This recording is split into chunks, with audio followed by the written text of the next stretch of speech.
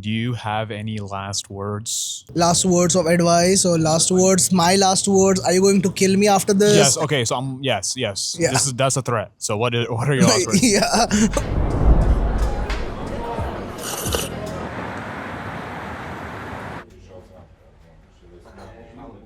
What's your lore? I kind of moved to this country just with a stupid decision. I don't know if people know there is a guy, comedian, Indian comedian called Veer Das. He always says that be stupid. Be stupid in love, be stupid in whatever you do. Because at the end of your life, you're not going to recollect what are the great moments you have had in your life, what was the best sex you have ever had. Maybe you might remember that, but just in case, you will mostly remember all the stupid decisions that you have taken, all the miserable decisions, maybe. Perhaps something that led your life in a different tangent or a different way. I was dating a girl and I was dating virtually, and then she was here. So I thought, I was 23 and I was like, what if I take this decision of selling everything I have and then moving to this country, starting a new life? Okay. Most people move here for education. If my parents get to know that I moved here for a girl, they will kill me. But I was like, let me take this call. I'm 23. If it works out, it would be a great story to tell. If it doesn't work out, it would still be a great story to tell my kids, because you can take decisions, face the consequences, and still live your life happily. And it didn't work out. It didn't work out in relation, but rest everything, the country has given me a lot. Yeah. So I'm quite happy and blessed about it. So that would be my lore. What's she up to now? She must be happy in her life. It didn't work out for multiple reasons, but then yeah, it's life, right? You can't hold on to somebody. You can't force them to love you. So yeah, that's been the story so far. But you don't know what she's up to? Like where she's at? What No she's doing? idea. You don't follow her on LinkedIn or anything like that? No. Valid. Probably blocked. It didn't go right way. Then I was like, there is this one saying that my father had taught me. It's from this old Bollywood classic movie. I don't know the name of the movie, but there is a song called "Chalo Sanam, Ek Baar Fir Se Ajnabi Ban Jaye Hum Dono," which means let's become strangers one more time. So my father had told me way back in my life that if a relationship doesn't work out, you don't part ways with grudge or anger or hate or any of that. You simply part ways with happy faces, so that if you ever see each other, you shouldn't be ashamed of seeing each other. Would you do it again? Would you like move to a different country for a girl again? I'm getting old, but Some girls like, oh, let's go to like Norway. Would you move to Norway? yeah, if it aligns. Now I'm not as stupid as I was. I didn't had a lot of responsibilities that I have now, but surely if things are aligned, I don't mind taking a call. What's your best piece of advice? The only advice I have followed in my life, and the best advice I have followed in my life so far, is given by my mom, and that's simple, very simple.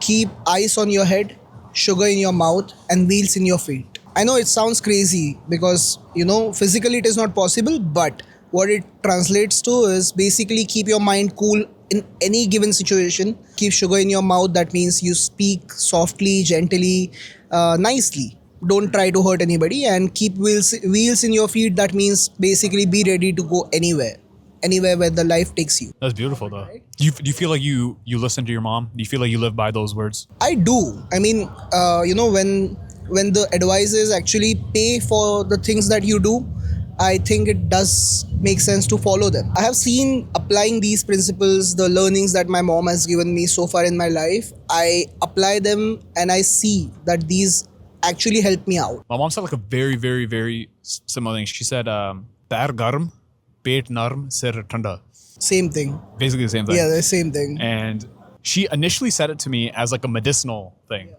Like, you're healthy when your feet are warm and your stomach is like whatever and your head is cold, right? If your head's hot, you're sick. But as I got older, I think it started meaning something more like spiritual. Like it started meaning in a different way. Like keep your feet hot. Like, always be on the go and don't get attached to anything, right? Keep your stomach cool. Don't really know what that, like keep your stomach like room temperature. I don't really know what that means. Yeah. But like the keep your head cool. Like you should always keep your head cool, right? Absolutely the same thing. All these learnings and advices, it's up to us how we take them. Like if you read books, do you read books?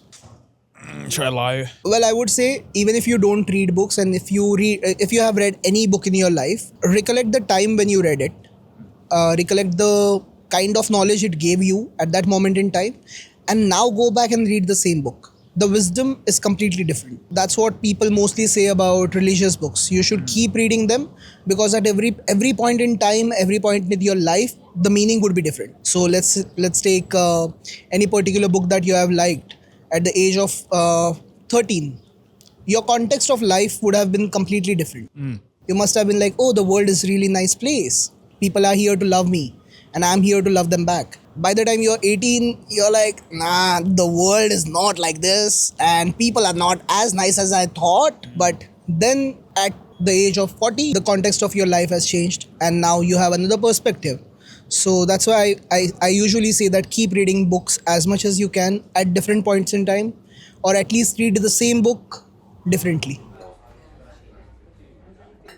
What's your philosophy? Multiple, depends upon the time and situation where you are in. The philosophy changes. In general, about complete life philosophy, I think you should just be a good person. And by good person, I don't mean to say that, hey, you should go out and do charity every day, then run.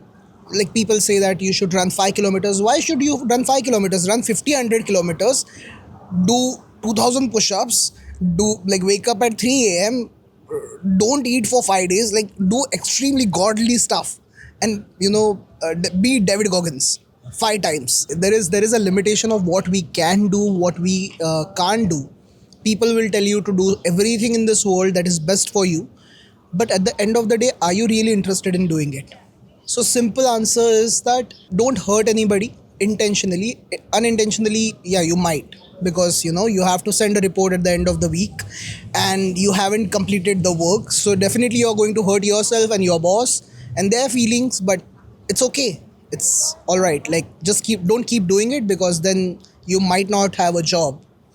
All you will have is just reports. How are you being a good person? Oh yeah, I call my parents every day. When I see if am I a good person, I calculate that based upon how many people did I hurt intentionally. That's one thing. Then being good person doesn't really come with a scorecard. Like, you can't quantify it. Just don't hurt kids. I would say women in general, they don't try to hurt anybody. What I do, I call my parents, I try to be close to my friends and try to be there for them whenever I can, because I have been on the receiving end and there haven't been people around me when I needed them to be. So all those experiences made me understand, okay, it happened to me, but now if it happens to anybody else, I'll be there. Like, if I know if you're a good friend to me, or like good friend as in like a close friend, I will do all in my capacity to help you out. But to a point, like if you are not responding or reacting to anything that I'm doing, Taking advantage of you? yeah, advantages later on part, I'm okay with it. You're But okay? let's say, yeah, I mean, see, nothing can be actually, like, people think that my efforts are wasted or the food is wasted. You must have heard this saying, food is wasted. Food is never actually wasted, right? You are not eating it. It is going to the garbage bin. Then enzymes are eating it, or something is happening. It's never getting wasted. What people think is wasted as like when they do efforts for others. So there have been moments in my life where I did something for somebody, the person didn't even bother to acknowledge that. I was okay with it. But some third person saw the journey, saw that I did this, and later on it came as a boon at some random point in time where I had no clue that it happened. So it's always whatever goes around comes around, that kind of philosophy. I love that. So, That's yeah. good. That's good. What's something you can't stand? People being drunk and having no charge of themselves. Like, it's great to let loose yourself, but not so much that it creates trouble for others. But what I really can't stand is not having a self-realization about what are your surroundings, what are things happening for you, who are the people who are helping you out, and completely being ungrateful about it. Not appreciating. Not appreciating. And then in that case, I'm not trying to put this in a way that, hey, I did something for you so you should remember me. It's about all the things that people say that they don't have when they actually have a lot, and they are just not realizing what they have. What's an example? I'll give you a good example. So a friend of mine, close friend of mine, randomly sent me a voice note. There is a complex called Hanuman complex. Now this comes from the great literature of Ramayana. In the story, Hanuman is a character. If you don't know, you should Google. But Hanuman is a character who has immense strength. And as a child, as a kid, he went to eat sun. Sand. The sun. Oh, the sun. Yeah, just think about it. Person having that kind of strength can do anything. Like he literally flew. There comes a moment in time in the story where he is asked to fly from south of India to Sri Lanka. And he is like, I can't do that, dude. Like it's just too far away. How can I fly? Because he has forgotten his powers. And there is another character. And this is why I love the literature, because there is always a story which tells you that this has happened before. Is it the Bhagavad Gita? Yeah, no, this is from Ramayana. The stories are always there to tell you that this has happened before. And this is happening to you, so this will happen again with somebody else. So you're not special. So then you don't feel, that kind of burden on yourself. It's okay, I can deal with it. This guy did it, so I can do it. In this story, there is a character called Sugriv who tells Hanuman that realize your power.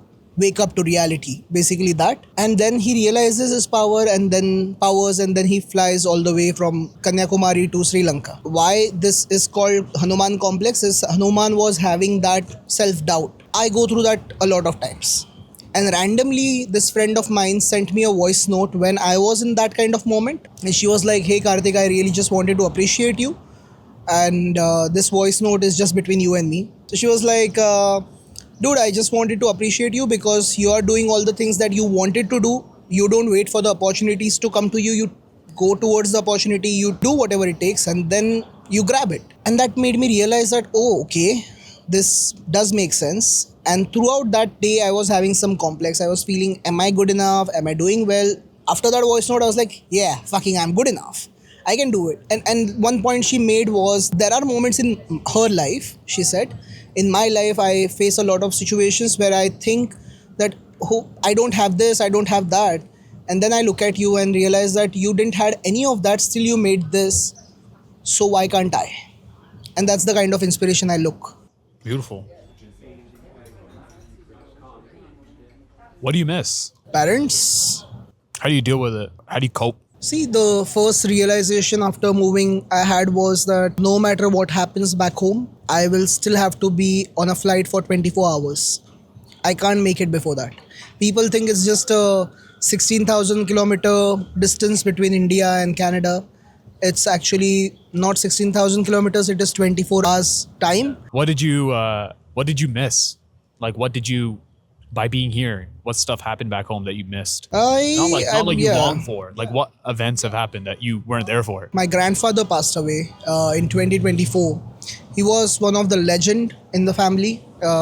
Man made everything from scratch on his own. There is something called a soul connection. I did tell this to my parents when this event happened. Like when my grandfather passed away, 2 days before the incident, I was constantly feeling some nausea, headache, all of that was happening. And I'm a kind of person who won't sleep properly. I always have my phone next to me. And that night I slept and I had a really peaceful night. Like I didn't wake up. And when I woke up around 5 a.m., I saw almost like 40 missed calls on my cell. And I was like, damn. Because when you wake up and you see 40 calls, it's never good. It's never good. I just called.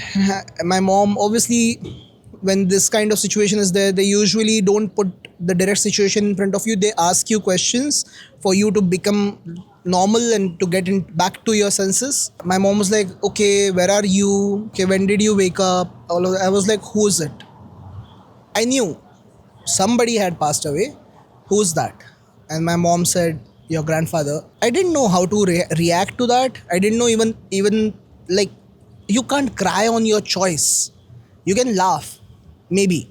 Like you can fake laugh. You can't cry unless you're an actor, a great actor. On demand, you can't cry or at least feel bad. It took me some time to realize. It took me almost 5-6 hours to realize. I got the news. I was like, yeah, and my phone was maybe on silent. I don't know what happened. I didn't hear any of it. I was like, should I take a day off from work? And my visas were in the situation where I couldn't leave the country. So I was in between of some visa procedure, and I was like, okay, I can't leave the country, and even if I want to, and even if I take that flight, it would take me another 24 hours. I was like, okay, this my grandfather has always preferred work over anything, so I'll just go to work. I went to work. My folks, the peers were really great. They got the news. They made me sit. We had a conversation that day. They were like, we can take a day off, and I was like, no, what will I do? Because all I will do is think about this. We had casual conversations, spoke about my grandfather for good 1 or 2 hours during work time, and then by the evening, I think, like while talking to my boss at that, on that day, I cried and then let my feelings out. Then I was normal. So that was the loss that I faced. Other than that, there have been like a lot of weddings, events that I have missed. So those are the things that you casually miss, but they are okay. Do you have any last words? Last words of advice or last words, my last words. Are you going to kill me after this? Yes. Okay. So yes. Yeah. That's a threat. So what are your last words? Yeah. Can I get a slice of pizza? Last words. Have fun. Don't try to hurt people. That's it. I love it. All right.